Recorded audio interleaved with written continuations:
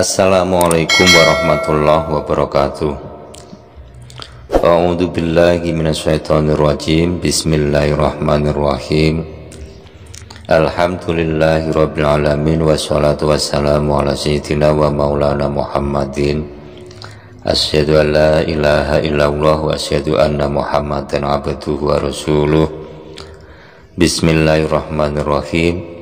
Ya ayyuhalladzina amanu kutiba alaikumusiyam kama kutiba alal ladzina min qablikum la'allakum tattaqun. Al-ayah.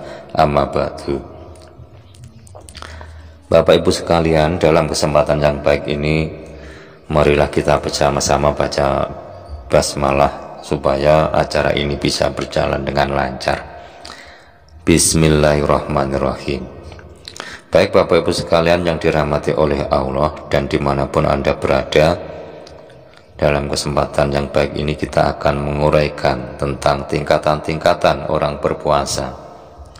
Ya, karena sebentar lagi kita akan menjalankan yang namanya puasa Ramadan.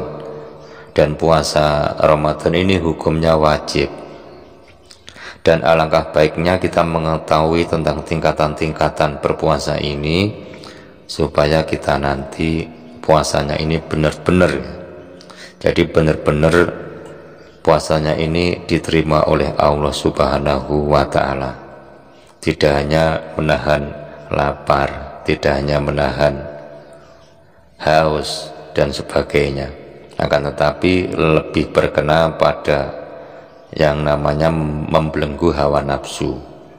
Karena puasa ini harus dilakukan lahir maupun batin, dan batin ini sebenarnya yang lebih utama. Dohirnya itu diajak oleh batinnya gitu. Jadi harus bareng-bareng ya, antara dohir dan batin semua sama-sama puasa. Jadi tingkatan orang berpuasa itu ada tiga macam ya, tiga macam ini ya. Kita sebut satu-satu, kita jelaskan satu-satu biar semuanya ini jelas. Ini yang pertama adalah puasa umum. Lah, puasa khusus yang kedua dan ketiga puasa qawasul qawas. Puasa umum itu gimana? Puasa khusus itu gimana? Puasa qawasul qawas itu bagaimana? Kita harus pahami semua biar kita nanti bisa menjalankan ini yang qawasul qawas ini biar benar-benar sempurna seperti puasanya para wali, para nabi gitu ya. Amin. Lah, puasa umum ini adalah puasa yang dikerjakan oleh kebanyakan umat atau dikerjakan oleh orang umum, orang awam. Lah, mereka dalam mengerjakan puasa ini sebatas menahan diri dari makan, dari minum, dari bersetubuh dengan istrinya selama berpuasa. Ini dohirnya kayaknya ya, yang melakukan puasa. Lah, mereka ini tidak dapat mengendalikan lisannya dari maksiat, tidak dapat mengendalikan hatinya dari sifat-sifat buruknya. Biasanya puasa yang umum ini cenderung untuk kepada riya ya, karena bukan batinnya diajak puasa tetapi hanya tubuhnya atau raganya, hanya dohirnya, sehingga riya ini yang terjadi ya. Ini puasa umum. Terus yang kedua ini ada yang namanya puasa khusus ya, puasa khusus. Lah, puasa khusus ini yang dikerjakan oleh para sholihin. Mereka ini benar-benar mengekang anggota badannya dari perbuatan dosa ya, mengekang anggota badannya dari perbuatan dosa. Hal ini dapat dicapai jika seseorang memenuhi 5 perkara secara istiqomah ya. Jadi puasa khusus ini dikerjakan oleh para sholihin untuk memenuhi, untuk mencapai derajat ini ada 5 perkara yang harus dilakukan secara istiqomah. Yang pertama, satu, ini menundukkan pandangan mata dari sesuatu yang tercela. Ini menurut agama, atau menghindari pandangan dari maksiat. Ini poin yang pertama. Terus poin yang kedua, memelihara lisan dari ghibah. Ghibah itu apa? Dari dusta. Dusta itu apa? Tidak usah dijelaskan, pastinya semua sudah tahu ya ghibah itu apa, dusta itu apa. Di lagunya Rhoma Irama itu kan ada ghibah, adu domba, dan sumpah palsu. Jadi yang kedua, memelihara lisan dari ghibah, dari dusta, dari adu domba, dan sumpah palsu. Nah, di bab ini Rasulullah Shallallahu Alaihi Wasallam ini bersabda, ada 5 perkara yang merusak pahala puasa, yaitu dusta, ghibah, adu domba, sumpah palsu, dan memandang dengan penuh syahwat. Ini loh yang paling sulit, ini memandang dengan penuh syahwat, apalagi ini anak-anak muda. Ya untungnya kita ini alhamdulillah saya ini sudah agak tua, jadi tidak terpesona dengan pemandangan cantik yang ada di depan mata, karena terpesonanya hanya cinta kepada Allah Subhanahu wa Ta'ala saja. Semoga bisa langgeng seperti itu. Terus poin yang ketiga itu memelihara telinga dari mendengarkan sesuatu yang dibenci oleh agama, dibenci oleh Allah. Itu apa saja ya, mungkin mendengar temannya misuh-misuh didengarkan dengan jelas, orang tukaran apa, tukaran itu didengarkan gitu, dan macam-macam berita-berita yang sifatnya mengadu domba itu jangan didengarkan. Terus poin yang keempat, memelihara segenap anggota tubuh dari sesuatu yang dibenci agama. Hal ini termasuk memelihara perut untuk mencegah makanan yang bersifat syubhat.